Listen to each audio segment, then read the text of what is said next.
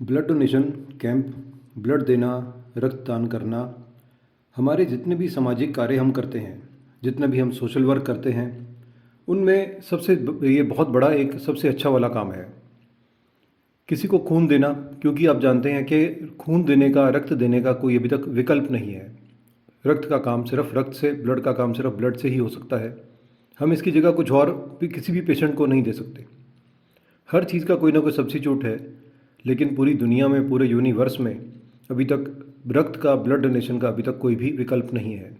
अगर आपने इस वीडियो को देखने का निर्णय लिया तो आपके मन में भी कहीं ना कहीं समाज सेवा का कुछ जज्बा है, क्योंकि इस वीडियो का टॉपिक यही है कि हम ब्लड डोनेशन कैंप कैसे लगाएं। ब्लड डोनेशन कैंप लगाना बहुत आसान है, लेकिन बहुत अक्सर ये लगता है कि बहुत मुश्किल काम है। बहुत सारे लोगों को जगह जगह से मैनेज करना, ब्लड डोनर को बुलाना, टीम कैसे मैनेज होगी, टीम कहाँ से आएगी, कौन लोग होते हैं जो ब्लड लेके जा सकते हैं, ब्लड डोनेशन कैंप के अंदर क्या क्या काम करने पड़ते हैं, ये सारी चीज़ें आज मैं आपको बताऊंगा। बहुत आसानी से हम स्टेप बाय स्टेप चलेंगे और आप देखेंगे कि आप इस वीडियो को देखने के बाद अपने मन में ये एक प्रण कर चुके होंगे कि आप भी कहीं ना कैसे एक ब्लड डोनेशन कैंप लगाओगे। खर्चा इसमें कितना आएगा, पैसा कितना लगेगा, कहाँ कहाँ से आपको हेल्प सपोर्ट मिल सकती है, ये सारी चीज़ें मैं आपके साथ आज शेयर करूँगा। मैं आपको बता दूं कि हम लोग अपनी विभिन्न संस्थाओं के साथ मिलकर पिछले 30 वर्षों से अधिक समय से रक्तदान शिविर जो है, ब्लड डोनेशन कैंप लगा रहे हैं। और इसमें हर तरह के लोग हमारे साथ जुड़ते हैं। कुछ लोग ऐसे होते हैं कि जिनके पास बिल्कुल कुछ भी नहीं होता, लेकिन मन में विचार होता है कि हमने कैंप लगाना है, और उनके साथ भी ब्लड डोनेशन कैंप लगाया जाता है। उनको भी मोटिवेट किया जाता है, उनको सपोर्ट की जाती है, क्योंकि उनके मन में ये चीज़ आना कि हम एक कैंप लगाएं, ये बहुत बड़ी चीज़ है। तो इसके बाद ऐसे लोग भी आते हैं कि जो बहुत मीडियम से होते हैं, जो कहते हैं कि हमारे पास डोनर 20-30 हैं, 40-50 हैं, बताइए हम कैसे अपना कैंप लगाएं। और ये भी चीज़ होती है, पैसा भी उनके पास जस्ट थोड़ा सा होता है, लेकिन हम उस पैसे को इस तरह से मैनेज कर देते हैं, करवा देते हैं कि कैंप भी लग जाता है, डोनर भी आ जाते हैं, और उनकी जो मन में समाज सेवा की भावना होती है वो भी पूरी हो जाती है। और फिर इसके बाद एक वर्ग ऐसा आता है कि जिनके पास अथाह पैसा, कोई कमी नहीं, सोसाइटी इतनी बड़ी है, वो संस्था इतनी बड़ी है कि उनके पास लाखों रुपए पड़े हैं, और वो भी कैंप लगाते हैं डोनर के साथ। बहुत अच्छा, उनको बढ़िया खाना अरेंजमेंट, बहुत अच्छे टेंट लगे होते हैं, सब कुछ होता है। तो ऐसी ऐसी चीज़ें भी होती हैं। और वहाँ पर तो जस्ट कहीं डीजे भी चल रहे हैं, शादी जैसा माहौल होता है, आप देखेंगे तो इस तरह से भी होता है। तो लेकिन इन सब चीज़ों के पीछे भावना वही होती है कि हम कैसे समाज सेवा करें, हम समाज के उन लोगों तक, उस वर्ग तक कैसे पहुँचे जिनको हमारी ज़रूरत है। रास्ते कुछ भी हो सकते हैं, लेकिन हमारा जो एक टारगेट, हमारी मंजिल सभी की एक ही होती है। तो आज हम शुरू करेंगे ब्लड डोनेशन कैंप कैसे लगाएं। स्टेप बाय स्टेप हम चलेंगे, और आप इसमें अभी देख रहे हैं कि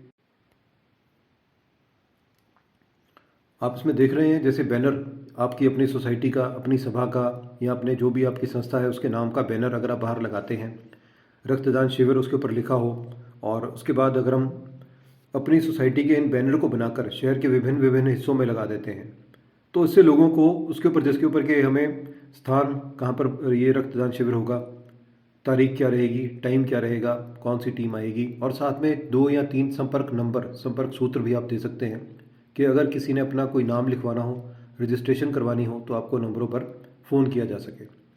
और उसके बाद बारी आती है कि किस तरह से स्टेप बाय स्टेप, जैसे डोनर आपके पास आ गए, आपने सबसे पहला काम किया, शहर में बैनर लगाए, लोगों को अपने सोशल मीडिया के थ्रू एक छोटा सा पोस्टर बना के उसको आपने सभी के साथ सर्कुलेट किया, और उसके बाद आपने अपने जान पहचान के लोगों को ब्लड डोनेशन कैंप के लिए बोलना शुरू किया।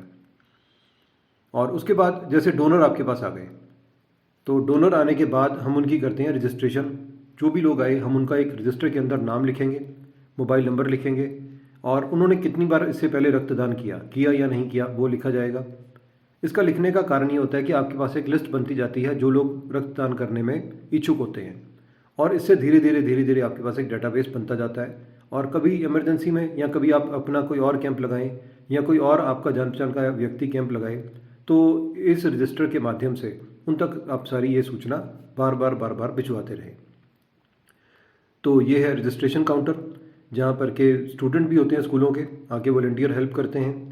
और ये आप देख रहे हैं Saint Vivekananda millennium school Pinjore के जो टीचर्स हैं, उनका स्टाफ और उनके स्टूडेंट यहाँ वॉलंटियरली यहाँ हमारे साथ आकर सपोर्ट करते हैं।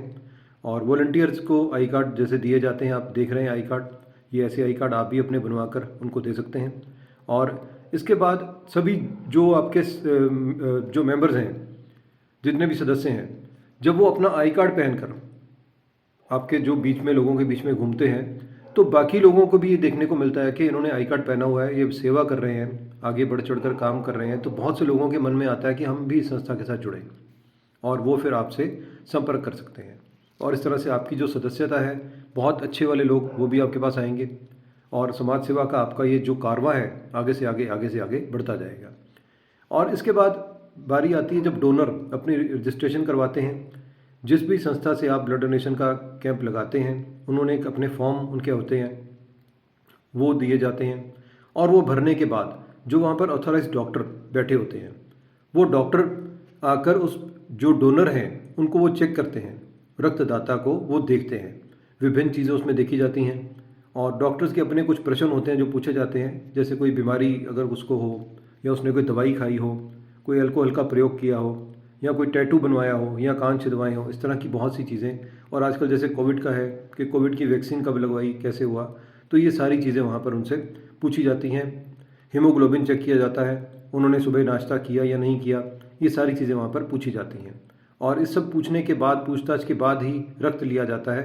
अगर ये देखा जाता है कि किसी इंसान में रक्त की कमी है, तो उससे बिल्कुल भी रक्त नहीं लिया जाता। और उसके बाद अगला स्टेप जो आता है वो होता है हीमोग्लोबिन चेक करने का। अगर किसी में लगता है कि हीमोग्लोबिन कम है, डाउटफुल केस है, तो साथ ही एक मशीन रखी होती है जिससे कि हीमोग्लोबिन उसी समय चेक होता है, और ये देखा जाता है कि क्या ये इंसान रक्त देने लायक अभी है या नहीं है।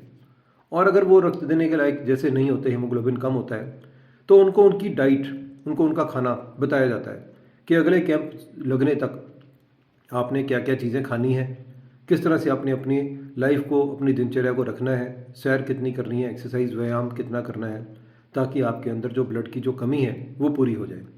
और इसके बाद जो technical team, blood donation department की जो टेक्निकल टीम होती है, जो पीछे पूरा अरेंजमेंट करके रखते हैं कि किसका ब्लड लिया, किसके नाम से लिया, जो उसके फॉर्म हैं, स्टिकर हैं जो लगने हैं, और किस किस को हमने कब बुलाना है, ये सारी चीज़ें इस काउंटर के ऊपर होती हैं। और इसके लिए भी आपको एक टेबल की भी जैसे ज़रूरत में आप देख रहे हैं कि इतनी टेबल भी आपको चाहिए होंगी, उतनी कुर्सियाँ भी चाहिए होंगी कि जिनके ऊपर ये सारी चीज़ें हो पाएँ।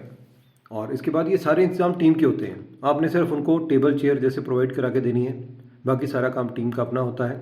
और टीम के साथ काफ़ी लोग बीच में आए होते हैं, कुछ लोग डॉक्टर्स होते हैं, कुछ टेक्निकल स्टाफ है, नॉन टेक्निकल स्टाफ है, इस तरह के लोग काफ़ी होते हैं। ये पूरी एक टीम जब बन जाती है, मिल जाती है, तो ये लोग अपना रक्तदान शिविर लगाते हैं।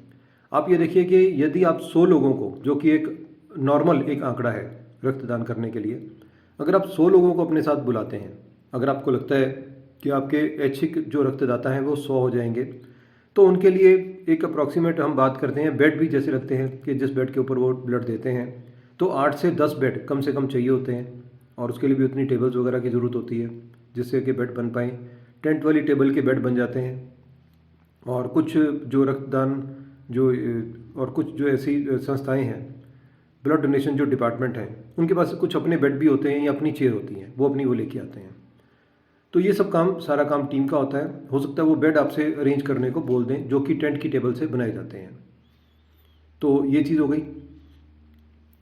और इसके बाद ये टेक्निकल टीम अपना काम कर रही है, और आप देख रहे हैं कि किस तरह से सभी लोग मुस्तैदी से अपने अपने काम में लगे हुए हैं, क्योंकि यहाँ चूक की संभावना बिल्कुल भी नहीं है। और जब रक्त दे दिया जाता है तो उसको इकट्ठा करने के लिए टीम के पास अपने ही बहुत बड़े बड़े बॉक्सेस होते हैं जिनके अंदर वो रक्त इकट्ठा करते हैं, क्योंकि गर्मी के मौसम में खून को इकट्ठा करना और उसको संभालना एक मुश्किल काम होता है। इसको एक निश्चित तापमान तक ही रखा जाता है, ज़्यादा टेम्परेचर होने पर जो इस ब्लड की जो क्वालिटी है वो ख़राब होने लगती है। तो ये टीम जो है अपने साथ ही अपने अपने कंटेनर लेके आती है, और ये उसके अंदर सारे का सारा आपका दिया हुआ ब्लड स्टोर करते हैं, जिनके ऊपर प्रॉपर आपके नाम, आपके स्टिकर, सब चीज़ें उसमें लिखी होती हैं।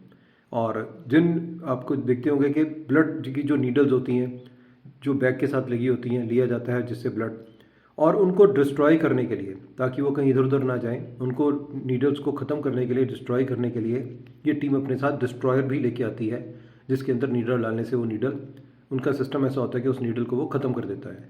जिससे कि बिल्कुल किसी भी तरह के किसी भी इन्फेक्शन की संभावना ख़त्म हो जाती है। ये आप देख रहे हैं, इस तरह के डिस्ट्रॉयर्स ये होते हैं साथ में, जिनको टीम अपने साथ लेके आती है। और इसके बाद बारी आती है डोनर को, रक्तदाता को प्रोत्साहन देने की। और ज़रूरी नहीं है कि सभी ने इस तरह का प्रोत्साहन देना है। मैंने जैसे आपको शुरू में बताया था, संस्थाएं होती हैं, अलग अलग संस्थाएं होती हैं, हर संस्था का अपना अपना सिस्टम होता है, अपना अपना एक बजट होता है, अपने अपने उनको पता होता है कि हमारे पास कितना पैसा है, हमने इस पैसे को कैसे यूटिलाइज़ करना है, अरेंज करना है। कुछ और भी आपको लोग ऐसे मिल जाएंगे, संस्थाएं मिल जाएंगी जो आपको सपोर्ट करेंगी अगर आप कैंप लगाते हैं। वो हो सकता है कि गिफ्ट आपको अपनी तरफ से दे दें। जैसे आपके 100 डोनर आप मान के चलते हैं कि 100 आपके डोनर हो जाएंगे, तो हो सकता है कि एक ही संस्था दे दे। कई बार ऐसा होता है कि 2 या 3 संस्थाएं मिलकर भी दे देती हैं। तो ये प्रोत्साहन देने के लिए जस्ट कि उसका रक्तदाता का एक मन में एक ये भावना आए कि ठीक है, मैं जो ये संस्था है इनके साथ मैं जुड़ा हुआ हूँ और मैंने अगर कुछ किया है तो मुझे एक मोटिवेशन मिली, प्रोत्साहन मिला। तो ये इसका केवल उद्देश्य मात्र केवल इतना ही होता है। और अक्सर संस्थाएं अपना नाम, जैसे संस्था का और ब्लड डोनेशन का डेट और सब लिख के, छाप के, प्रिंट करके किसी भी चीज़ के ऊपर उनको देती हैं। और वो डोनर अपने घर में जाके जब उसको लगाते हैं या लोगों को दिखाते हैं तो उनको बहुत ज़्यादा मोटिवेशन मिलती है।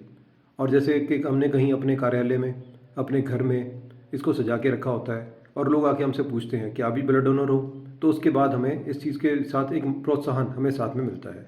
तो इन सब चीज़ों का उद्देश्य जो केवल मात्र इतना ही होता है कि हम रक्तदाता को प्रोत्साहित कर सकें, और इसके अलावा कुछ भी नहीं है। और ये आप देख रहे हैं, और ये एक जो टीम है, जो ये लोग आप बैठे देख रहे हैं यहाँ पर, ये संस्था के सभी पदाधिकारी हैं जो कि बहुत सीनियर हैं। क्योंकि जिस संस्था का ये ब्लड डोनेशन कैंप देख रहे हैं, करीब 50 वर्ष इस संस्था को बने हुए हो चुके हैं। और ये सभी अधिकारी, जो पदाधिकारी हैं, शुरुआती दिनों से संस्था के साथ जुड़े हुए हैं। तो आप ये देख रहे हैं कि इस तरह से ये लोग भी यहाँ पर बैठ के पूरा जो मैनेजमेंट है वो सारी की सारी मैनेजमेंट यहाँ पर बैठ के करते हैं। मैनेजमेंट करने के अंदर चीज़ें क्या होती हैं कि जैसे अब अगर आपने कोई चीफ गेस्ट को बुलाया या किसी स्पेशल गेस्ट को बुलाया, या जो लोग आपके आ रहे हैं, हो सकता है सोशल मीडिया वाले, न्यूज़पेपर वाले, ये सब लोग आपके पास आएँ, तो उनका वेलकम करने के लिए आप देख रहे हैं यहाँ पर अलग अलग फूलों के जो गुलदस्ते यहाँ रखे हुए हैं, फूलों की कलियाँ, स्टिक्स यहाँ पर रखी हुई हैं। तो इससे उनका स्वागत किया जाता है। ये भी चीज़ें आपको चाहिए होंगी अगर आप एक अच्छे तरीके का बढ़िया वाला ब्लड कैंप लगाना चाहते हैं। और इसके साथ आप देख रहे हैं कि साथ में कुछ ट्रॉफीज़, मोमेंटोज़ कुछ ऐसे बने हुए हैं कि जिनके ऊपर अलग अलग नाम के लोगों के साथ उनको ये दिया जाएगा, ताकि वो लोग जब यहाँ से जाएं, जैसे आपके चीफ गेस्ट हैं, स्पेशल गेस्ट हैं, वो लोग जब यहाँ से जाएं तो उन लोगों को भी प्रोत्साहन मिले, और वो जब जाकर अपनी टेबल पर, अपने ऑफिस में जब इसको रखें, तो लोगों को पता लगे कि आपकी सोसाइटी समाज सेवा का कितना अच्छा काम साथ साथ में करती है। तो ये अलग अलग तरह की चीज़ें होती हैं जो कि जैसे आप कैंप करते जाएंगे, लगाते जाएंगे, तो धीरे धीरे ये चीज़ें आपको साथ साथ में ये समझ भी आती जाएंगी, वक्त के साथ आपको ये समझ आती जाएंगी। तो ये एक पूरी की पूरी टीम जो यहाँ बैठी है, जो अपना काम कर रही है। अब इसके बाद बारी आती है, ब्लड डोनर ने ब्लड दे दिया, और देने के बाद हम उसको खाने को क्या देंगे, क्योंकि ब्लड देने के बाद फ़ौरन बाद जो रिकमेंडेड डाइट होती है उसके अंदर दूध आमतौर पर बोला जाता है टीम के द्वारा।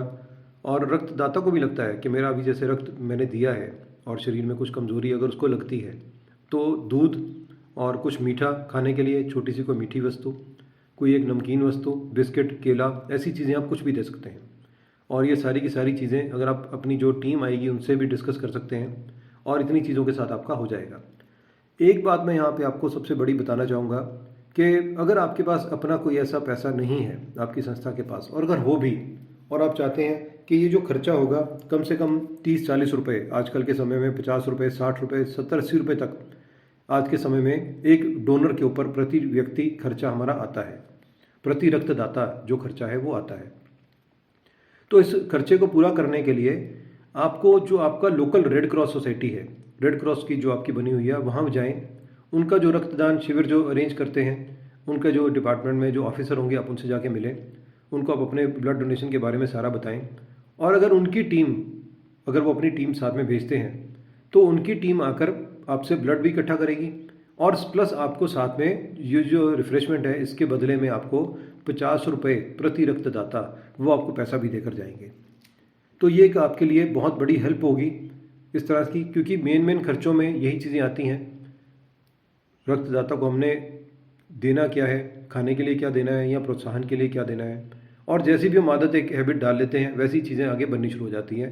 लेकिन रक्तदाता को रक्त देने के बाद खाने के समय में बिल्कुल किसी तरह की कोई भी अगर हम कोताही ना करें, कोई भी लापरवाही ना करें, तो वो सबसे अच्छा रहेगा। क्योंकि वही एक रक्तदाता है जो आज हमें अपना रक्त देकर गया, ब्लड देकर गया, हमने उसको खाने के लिए अच्छी चीज़ें दी, तो ये उसका एक अधिकार है। तो हम उसके अधिकार को मत मारें, अधिकार को मत छीनें। तो ये हम सब चीज़ें उसको खाने के लिए दें।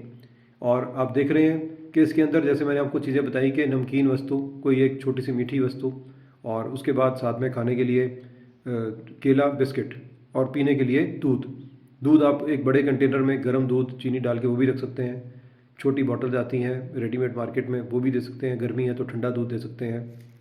दूध के अंदर रूह अफ़ज़ा डाल के आप अपने कंटेनर में बना के ये सब चीज़ें दे सकते हैं। और रक्तदाता के पानी पीने की व्यवस्था ही वहाँ पर खुली होनी चाहिए। रक्तदान से पहले कोशिश करें कि हर रक्तदाता कम से कम 1 गिलास या 2 गिलास पानी ज़रूर पिए रक्त देने से पहले, ताकि उसके शरीर में जो रक्त का फ्लो है वो पूरा बना रहे और उसको किसी प्रकार की कोई परेशानी बाद में ना हो। तो ये खाने पीने की चीज़ें हैं सारी, और ये पैकेट बंद सामान सारा, क्योंकि कोरोना के दिनों में जैसे चीज़ों के ऊपर थोड़ी पाबंदी थी, लेकिन कैंप लगने पे कोई ऐसी पाबंदी नहीं थी। तो ये सारी की सारी खाने की चीज़ें हैं जिनके के पैकेट बने हुए हैं, रेडीमेड से बने हुए हैं, और ये डोनर को दिया जा रहा है। और ये वॉलंटियर्स हैं जो सारे उनको सामान वितरित कर रहे हैं, साथ साथ में सारा सामान वितरित किया जा रहा है। और इसके बाद बारी आती है कि ये प्रोजेक्टर आप जो देख रहे हैं, ये स्क्रीन यहाँ चल रही है, जो स्क्रीन है इसके ऊपर आप जो प्रोजेक्ट चलते देख रहे हैं, ये जो सोसाइटी जो ये ब्लड डोनेशन कैंप लगा रही है, और आपकी भी सोसाइटी जिन्होंने पहले भी अपने ऐसे ऐसे काम सोसाइटी ने समाज सेवा के जो भी कर रखे हैं, आप उन कामों को दिखा सकते हो यहाँ पर कि किस तरह से हमारी सोसाइटी काम करती है। और ये एक प्रोजेक्टर के माध्यम से जो कि सोसाइटी ने अपना ख़रीदा हुआ है, एक लैपटॉप के माध्यम से, और इन्हीं के जो मेंबर्स हैं यही इस सारी चीज़ को मैनेज करते हैं, और वॉलंटियरली इन्होंने सारा काम ये खुद संभाला हुआ है। और अब आपको लेकर चलते हैं कि ब्लड कहाँ पर दिया जाता है, जो कि इस वीडियो की सबसे मेन चीज़ है। जैसे कि मैंने आपको बताया था कि कुछ ऐसी जो ब्लड डोनेशन के जो डिपार्टमेंट हैं, जो ब्लड डोनेशन की टीम है, वो अपने साथ अपने कुछ अरेंजमेंट बेड या चेयर ब्लड डोनेशन के लिए लेकर आती हैं। तो ये हमने रोटरी जो है resource centre, blood bank, rotary blood bank and resource centre, sector 37 Chandigarh की टीम को बुलाया, और ये इनको हमने जैसे रिक्वेस्ट की तो ये अपने साथ हर बार अपनी चेयर, जो फोल्डिंग चेयर होती हैं, जो कि बंद होके एक बॉक्स के अंदर आ जाती हैं, ये लेके आते हैं। और इससे हमारा एक तो जो स्थान है, आप देख रहे होंगे कि बहुत कम जगह में ये कुर्सियाँ लग गई और देखने में बहुत अच्छी हैं, डोनर के लिए बहुत कंफर्टेबल है। और इससे जो संस्था करवा रही है उसके ऊपर ज़्यादा टेबल वगैरह का बहुत ज़्यादा खर्चा नहीं आता। तो लेकिन ये ऐसा ज़रूरी नहीं है कि हर एक संस्था के पास ऐसी चीज़ हो, ये किसी किसी के पास ही होता है। और ये चीज़ हमने जो चंडीगढ़ का ये जो मैं आपको बता रहा हूँ कि रोटरी का ब्लड बैंक है, यहाँ पर हमने पहली बार देखी थी, और ये लोग हमारे लिए पूरी इस चीज़ में हमारी हेल्प करते हैं, सपोर्ट करते हैं, और अपनी कुर्सियाँ हर बार ये लेकर आते हैं। तो ये डोनर का पूरा ब्लड लेने का तरीका, कैसे ये ब्लड इकट्ठा होता है, किस बैग में इकट्ठा होता है, क्या क्या उस समय सावधानियाँ और सब चीज़ें डोनर को करने के लिए जो इनकी टीम द्वारा बोली जाती हैं। महिलाएं भी बहुत बढ़ चढ़कर इन सब चीज़ों में हिस्सा लेती हैं। आप देख रहे हैं कि महिलाओं का जज्बा भी साथ में, कि ये भी साथ में ब्लड दे रही हैं। और इसमें मेल फीमेल का ऐसा कोई दिक्कत नहीं होती। जब भी कैंप लगता है बहुत सारी महिलाएं भी स्वयं रक्तदान करने के लिए आती हैं। स्कूल के बच्चों को आप देख रहे हैं, वॉलंटियर्स हैं ये एनएसएस के वॉलंटियर्स, जो कि आके स्कूलों की तरफ से हेल्प करते हैं। तो इससे आपका काफ़ी सारा काम जो है आपको, जो आपकी अगर आपके पास बहुत ज़्यादा लोग ना भी हो, टीम ना भी हो, तो भी बहुत सारा काम आपका हो जाता है। और मुझे लगता है कि मैंने काफ़ी सारे प्रश्नों का आपके उत्तर दिया है। अगर आपको लगता है कि कुछ प्रश्न आपके रह गए हैं, तो इसके 2 तरीके हैं कि आप एक तो या तो अपनी जो लोकल रेड क्रॉस है, या आपके जो बड़ा वाला कोई सिविल हॉस्पिटल है, अगर आप किसी डिस्ट्रिक्ट में रहते हैं, ज़िला में रहते हैं, तो जो आपका ज़िला का जो अस्पताल है, बड़े वाला सिविल हॉस्पिटल जिसको हम कहते हैं, वहाँ पर blood donation department, blood bank ज़रूर होगा, आप उनसे मिल सकते हैं। अगर ऐसा कुछ नहीं है, रेड क्रॉस का आपका होगा, वो भी आपके ज़िला में होता है, आप उनसे मिल सकते हैं। आप लोकल जो आपका सिविल हॉस्पिटल अगर छोटा है, आप उनके डॉक्टर से मिल सकते हैं, या कोई ऐसी संस्था और होगी। अगर इन सब से भी आपकी कोई बात नहीं बनती, तो आप हमें, जो हमने अपना नंबर डिस्क्रिप्शन में दिया है, आप उस पर एक फ़ोन करके हमसे पूछ सकते हैं कि आप अपने फ़ोन करके हमें बताएं, या व्हाट्सएप करके आप हमें बताएं कि आप एक कैंप लगाना चाहते हैं, और किस भारत के किसी भी कोने में अगर आप करना चाहते हैं, हम आपकी उसमें पूरी सहायता करेंगे, और वहाँ लोकल लोगों से संपर्क करने में हम आपको पूरी हेल्प करेंगे। तो हम चाहते हैं कि ज़्यादा से ज़्यादा मानवता की सेवा हो, ज़्यादा से ज़्यादा रक्तदान कैंप लगें, ताकि किसी को भी रक्त की कमी के कारण जूझना ना पड़े। तो आशा है कि आपको काफ़ी सवालों के जवाब मिले होंगे और जल्दी ही आप एक अपना रक्तदान शिविर अरेंज करें और कमेंट बॉक्स में आप हमें लिखें, बताएं और व्हाट्सएप से आप अपने रक्तदान शिविर की फ़ोटो भेजें। और इसी तरह से अगर आप वीडियो भेजेंगे, हम आपकी वीडियो को भी इसी तरह से बनाकर रेडी करके आपकी वीडियो को, उसका लिंक आपको देंगे। तो अच्छे एक भविष्य के लिए, सुखद भविष्य के लिए धन्यवाद। फिर मिलते हैं।